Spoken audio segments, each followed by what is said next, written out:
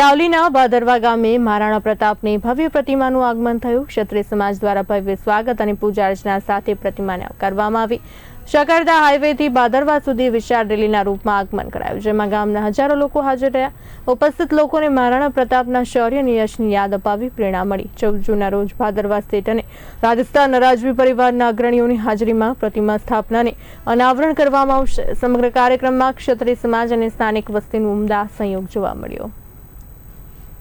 આજ રોજ ભાદરવા ગામ અને આજુબાજુ ગામ માટે બહુ અનેરો અવસર છે। તમે જાણો છો કે મહારાણા પ્રતાપ એટલે કે કોણ, એમનો ઇતિહાસ છે, બહુ મોટો ઇતિહાસ રહ્યો છે। અને બલિદાન, કે બલિદાનની તો કોઈ વાત જ ના થઈ, એમના બલિદાન અને તેનાથી પ્રેરણા લઈને આજે ભાદરવા ગામના 201 યુવાનોએ જે મહારાણા પ્રતાપની પ્રતિમા સ્ટેટ ઓફ ભાદરવામાં મૂકવાનું કાર્ય હાથ ધર્યું છે।